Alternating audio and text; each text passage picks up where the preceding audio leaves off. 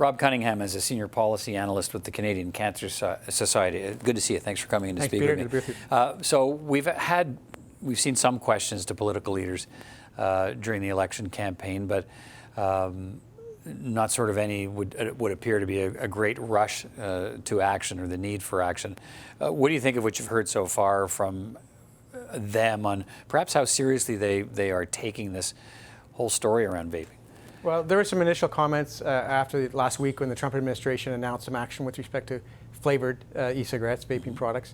We held this national news conference to really highlight this urgent situation with respect to youth vaping. And there's a series of measures that we've recommended, and we're hoping over the course of the campaign, parties will be more specific in their commitments. Okay, what do you want?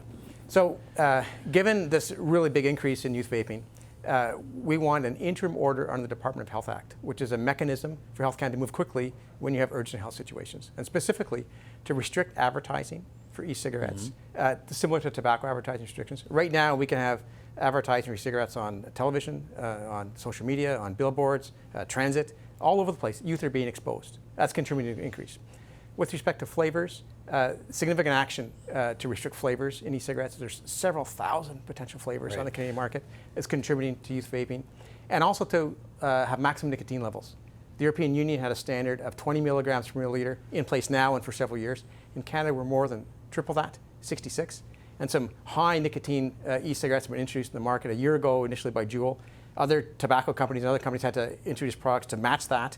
So kids are getting addicted. And if we have control on that, if we have this package, it can make a big difference for youth vaping. Is this worse than cigarettes? No. Cigarettes are more harmful than e-cigarettes. E-cigarettes are intended for adults unable to quit smoking. Those adults should quit completely. What's happening is that 65% of those who are vaping are also smoking at the same time. That's not supposed to be happening. And we're not supposed to have all this youth use. And we've had a situation where it's really increased dramatically. In Canada, in a single year, youth vaping, 16 to 19-year-olds, up by 74%, 2017 to 2018. And just in the United States, the first 2019 data, over a 2-year period, up 235%. So it's getting worse. And so, how do you pinpoint that increase? How do you? And you're convinced that this is advertising. That's what's causing this big increase. There's a number of factors. Yeah. Advertising is a really important one, but also the flavors, also the high nicotine is getting kids addicted. It's kind of looking back several decades to the tobacco situation, and the same companies very much involved, same tactics, and with appealing marketing and so on. We have to learn from history. We've had such progress through smoking and youth smoking. We don't want a whole new generation of kids getting addicted to nicotine through e-cigarettes. That's what's happening. So it's not just one thing. It's a combination of things in terms of a solution, a comprehensive strategy, and that's what we're recommending. Okay, so we look at certainly more people are paying more and more attention to this. We've had a number of deaths, like 6 or 7 in the United States, and a lot of serious cases of people developing lung problems because of this. We've had one serious case that we know of so far in Canada, in London, Ontario, where that teenager was on life support but is recovering now. How much do we know about the connection to this product and the actual problems we might be seeing in some of these people? So we don't have the full answers yet with respect to that. Now it's up to more than 500 cases in the United States, and there's better surveillance and monitoring. Many of these have involved cannabis oil. Some, though, have been nicotine.